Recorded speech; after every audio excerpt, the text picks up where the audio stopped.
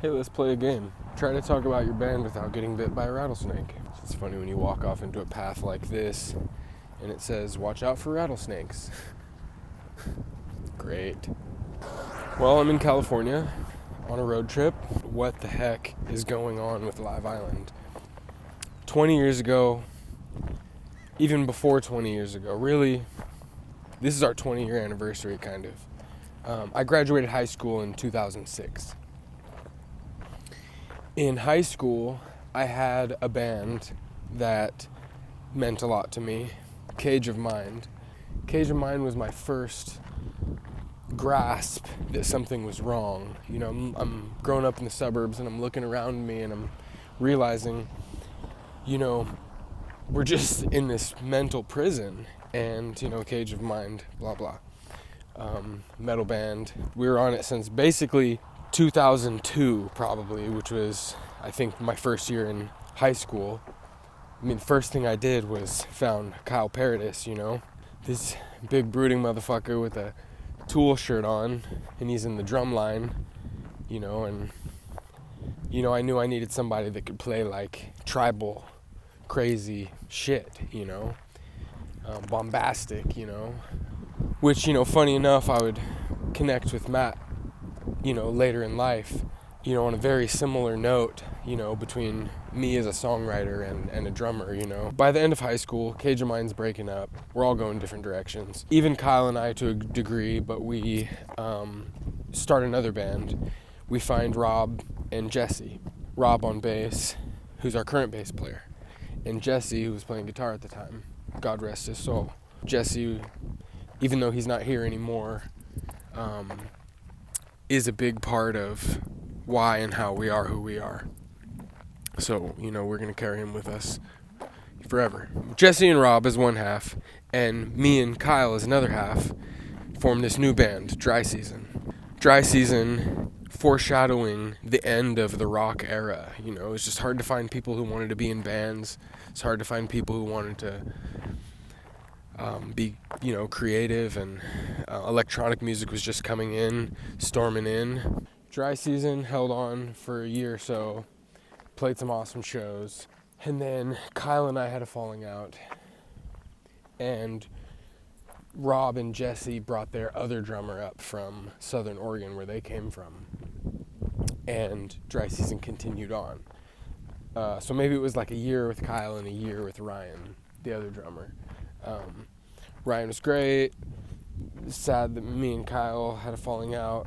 So after about a year with Ryan, we had a great several shows. Those were really good times. Jesse just left, and that just like ended everything. Rob and I, we tried to look for another guitar player for a little while, and Ryan stuck around to play drums if we found one, but we just didn't have the drive without Jesse. Jesse was really the motor of that band, Dry Season. He was the primary songwriter. I was just singing. Like I said, I wanted to join a band that I could just sing in. And Rob was really glued to Jesse. They were a unit, you know, like it's like me and Brett, you know. It's like the twins. And so I kind of tried to play guitar, but it's just my style of guitar just wasn't what we were doing. It just didn't work, you know. And so everything just fucking, it's like the rug got pulled out from underneath us, and the world was upside down. Electronic music was taken over, and it all cluttered to a stop. And I, at that point, still didn't give up. Like I said, I never thought it was over. I just got on Craigslist at that point, and this is me. I like just graduated high school. I'm like months out of high school. I get on Craigslist and find a band to join, and that's where I met Brett. Their band at the time. I just trying to join a band that was already had music and just needed a singer. And their band was probably going through the same thing that we were going through. There's infighting. It's like nobody kind of knew what to do at that time. It was like metal was dying. And it died just like suddenly. because it was at its peak. And I imagine every music's going to do this, and I see it happening where it's happened with hip-hop now, especially with all the Diddy stuff. It's like all that cool era, it's done, and everyone's going back to rock. It's funny. It's not funny. I predicted this. I knew this was coming. And we're here. We're ready to catch this wave. Like, our ship is totally tight and organized, and our message is clear, and we're not experiencing this. We already know what we're doing. We already have our blueprint that we've somehow managed to keep alive all these years. And now we've been modernizing it and freshening it up, and it was already ahead of its time, so it's perfect timing. And we're all stronger and more mature now too, so the music will come out stronger and more mature, no doubt. But so Brett, his band, so Brett's band, I rehearsed with them like 2 or 3 times. We never played a show, and then they fell apart too. There was just kind of like infighting. The band broke up, right in front of me, basically, after a couple rehearsals. And so I grabbed Brett and said, "Hey man, I like your guitar playing. Do you want to go get coffee?" And so we got together and decided to start a new band. It's just funny, we met on Craigslist, and now we're like brothers for life, It's crazy. It's hilarious. Our connection is through ideas, through the esoteric ideas, and also just the rational, logical ideas, we have a similar, even-keeled rationality with all that stuff, but we don't deny it either. And we work it into our music, to make a powerful piece of art. It's very real. So Brett and I get to it immediately. Like, that weekend, we're hanging out at his house, working out riffs and talking about jazz and reading books about consciousness and philosophy and, just solving the world's problems, talking about religion and politics and the soul, and we've built all of these ideas into an ethos over time, And then, Brett and I remember we just started almost hanging out more than playing music together. It all started with Halo, I swear. He was like, "You want to play some Halo?" And then we were, started riding bikes together and just doing all kinds of things together and became good buds. And, I feel like between him and I, we've always held this morality that is important, It's an ethos, a way of being, a way of thinking. And so that just developed over 20 years, It took 20 years for this vino to ripen, I just am so thankful for the whole ride, There's been times where the band wasn't really playing as much, or times we were playing all the time, and different band members along the way, and it's been a real big thing, and so I'm just, thankful for the ride. I'm thankful to be here. We're about to launch this rocket finally, I've always just had this idea that I wanted to do a rock band, grunge rock, or it's kind of soft, emotional, cinematic kind of rock, not metal, really. We never play, I grew up in metal bands, but our stuff was always a little, almost too soft or too melodic, That's what it is. More colors, And then so Brett and I decided we were going to go to jazz school and, study jazz. And we always knew we were going to use it for a rock band. That was always our intention. And anyway, so we went to Mount Community College for, the famous story is we went for 10 days, because if you dropped out before 2 weeks, you got your money back. And so we were like, this is so lame. And now it's all love to everybody who, is involved. Mount Hood Community College has got a great jazz program. The jazz festival is great. But it's just a funny story for a couple of rock and rollers trying to learn jazz so that they could revolutionize rock and roll again. We love jazz anyway. We want to learn jazz for jazz's sake too, but you know what I'm saying. For us to both go for 10 days, and I remember it was like the end of like maybe the first class on the last day, and me and Brett crossed paths in the hallway, and he was just kind of like, man, I'm in a motherfucker. And I was just like, dude, you want to drop out right now? He was just like, what? Like, yeah, let's go. And this, we just marched into the office and just dropped out. And then from then on, we just like never stopped. We never stopped learning about music, watching all the jazz documentaries. And this is before YouTube. We would go to the library and just rent jazz CDs while we were at Mount Hood Community College. Part of the reason why I'm only telling this story because it's funny, and I love Matt Peterson with all of my heart. He's my best bro. So I'm gonna talk shit here. Okay, so there was this drummer in the jazz band. You can see where I'm going with this. My experience in Mountain Community College was, these are a bunch of band nerds. I just got out of high school. I'm not going back to high school. Like, that's what it felt like. It was like all these band nerds, all these people who hadn't stopped being band nerds yet, and I was ready to be an artist. I was ready to hit the street, which was what we did. But when I got there, I thought I was going to have a bunch of like confidants, and it ended up just being like not my people, And then I got kind of screwed on getting into Jazz A.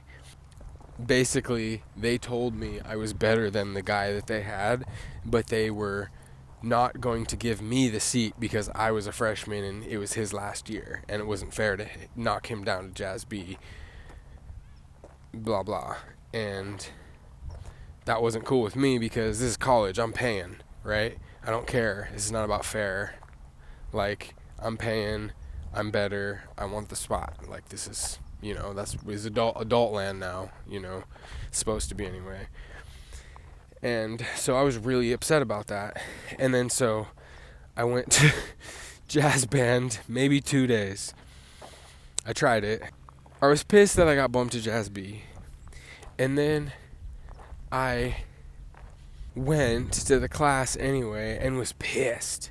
And I was trying to keep I must have been scowling a bit. Or the teacher just knew, he could sense it, and also he knew he fucked me, so maybe he was sensitive to it.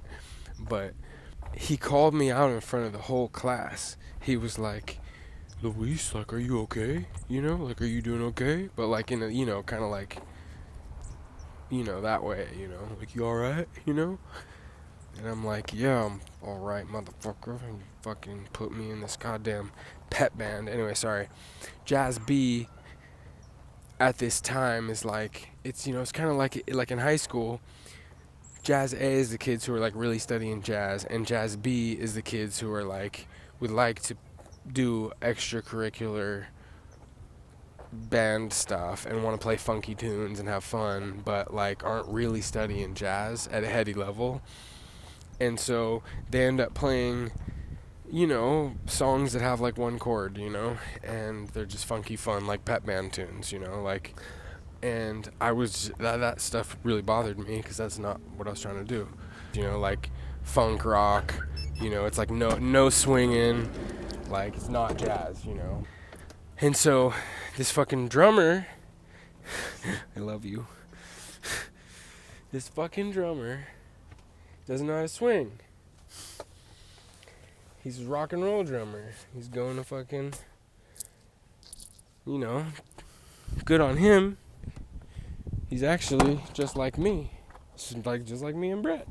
A couple of rockers went to jazz school, learn some jazz so they can become better at what they do. But I am paying. I'm paying for school. I'm paying for these classes. And I could pay for lessons or pay my rent. So I was like, and I was working a job, and going to school, since like my junior year of high school, so I was ready to be on my own. I was ready to make money. I was making money and paying bills, living on my own as soon as I could. And so for me, I'm like, I'm paying for this school. You guys need to serve me. I'm not fucking putting up with all this bullshit, just to like make your program work smoothly. I'm the better sax player. I want to play with the swinging drummer, and I'll make him play with this fucking rock and roll drummer.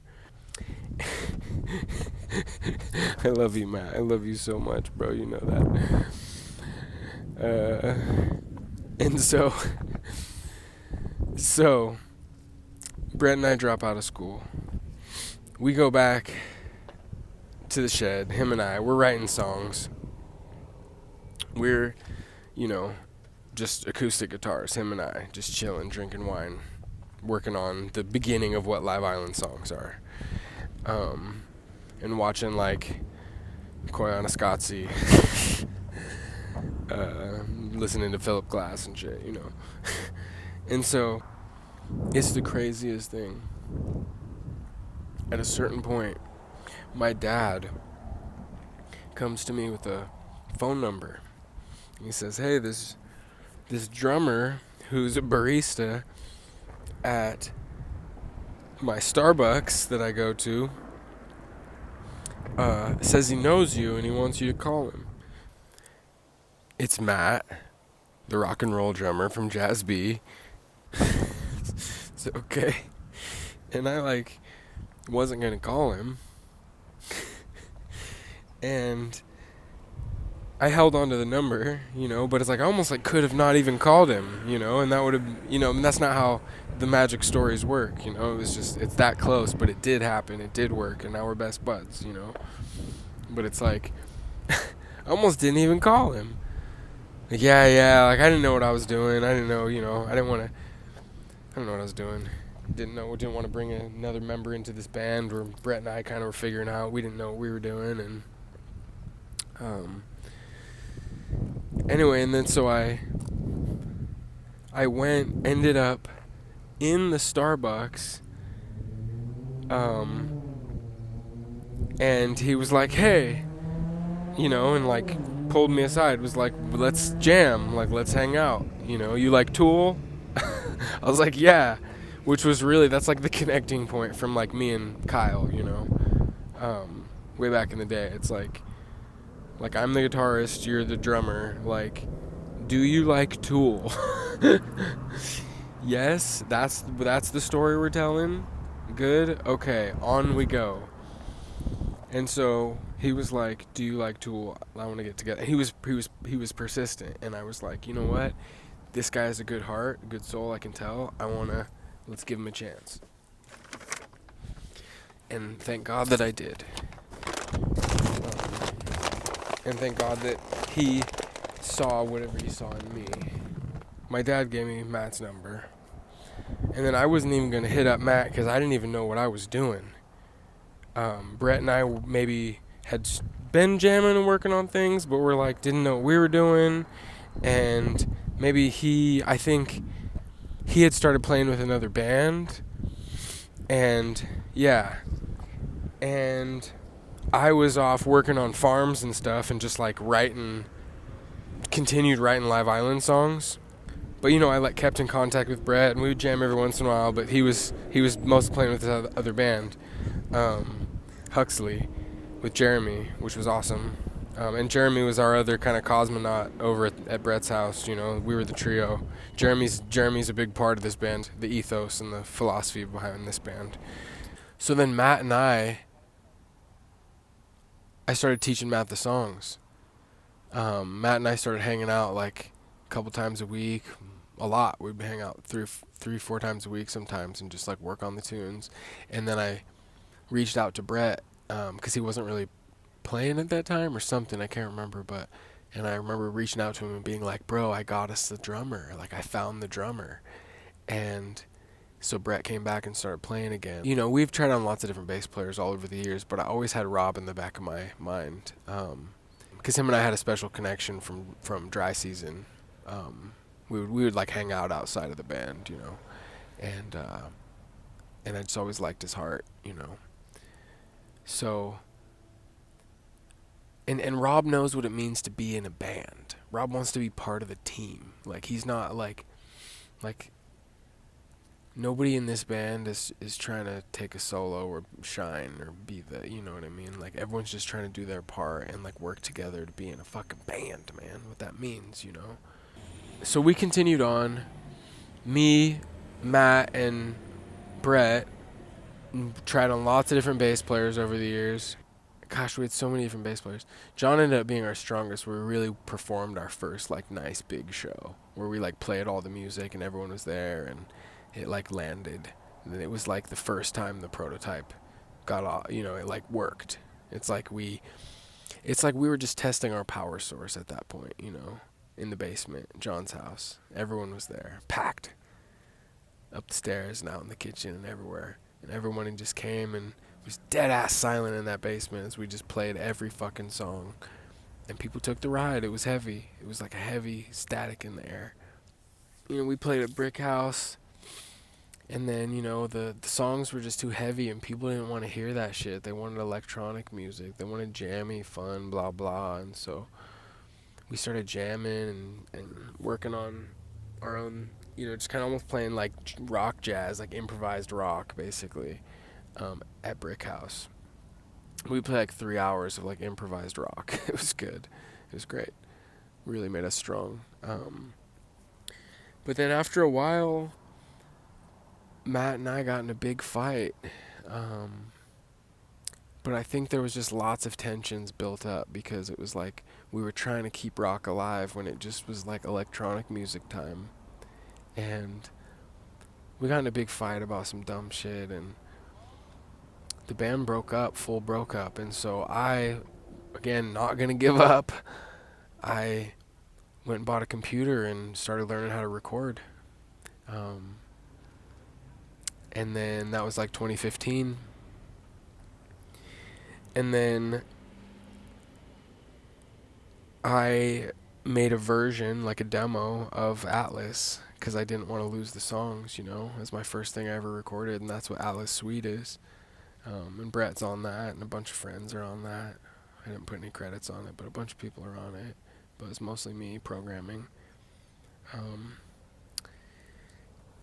But then, you know, years went by, and I was working in the studio with Jim, and I was just like feeling like the neo soul throwback was happening, and jazz was coming back, and I was just feeling like music was having a good breath again, you know, because it was like a bad breath when the electronic music kind of dumbed things down a little bit. And electronic music is great, and I'm not saying it's all that, but you know what I mean.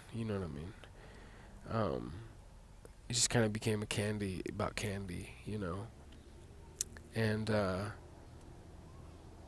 so, you know, we just kept working on ourselves and just knowing that we were going to make the album one day for us. And then after a while, Brett and I decided we were going to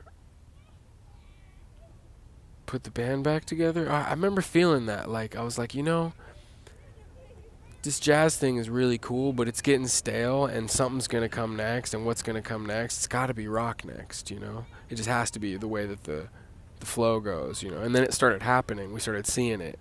And so, but way before we started putting the band back together, it took us years, you know? We started jamming a little bit every once in a while, and then we, you know, got the train rolling again, and then we got Charles and Rob involved, and, you know, I said, hey, I know the bass player, you know? And he was just like, bam, clicked.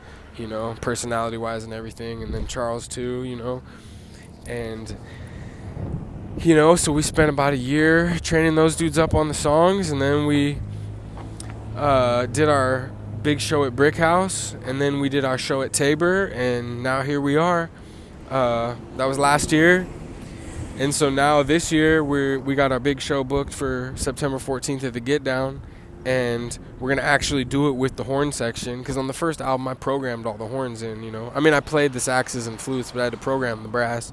But that aside, to have it, to have this big ass band on stage, live horns, is gonna be fucking magical. And all my best buds, like all the horn players are just like my buds, it's all gonna be good vibes. Just it's gonna be church, and we're playing music that it means something. It's important. It's a good message. It's uplifting. It deals with issues. In a positive way. Hope you guys will come join us for this, because to use the analogy, this has been a kind of a rocket ship. At first, we just felt like the Wright brothers, just trying to see if flight could happen. But now we're really building an interdimensional cosmic vessel that's gonna hit light speed. So, our show at Brick House showed us that it'll leave the atmosphere. But if we turn on the hyper blasters, is it gonna tear us to shreds, or are we gonna find an oasis in outer space somewhere that we can hang out at and have a good time? So I think it's gonna be a really interesting moment in music history. I know that's kind of saying a lot, but I do believe that. And I hope you all join us, because it might only just happen this one time. If this goes really well and it blows up, I'd love to do it again. But I'm financing this all myself, so I can only really do this once, unless it goes so well that we can do it again. So punch that ticket link and help us gas up, help us fuel this ascent.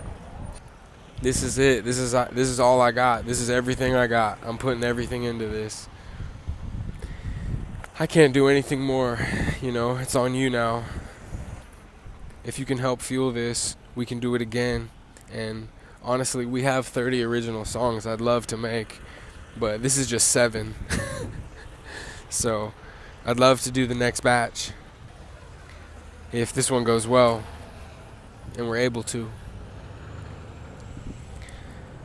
So that being said,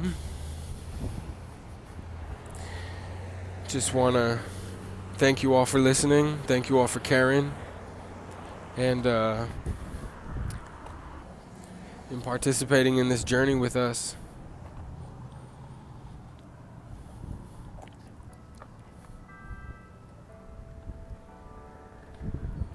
A journey to look beyond ourselves, look beyond what's right in front of our faces, what's being showed to us, to look beyond what we thought was possible, and to look within, because we know that's where the answers are, and we know that we've had them all along. See you at the show.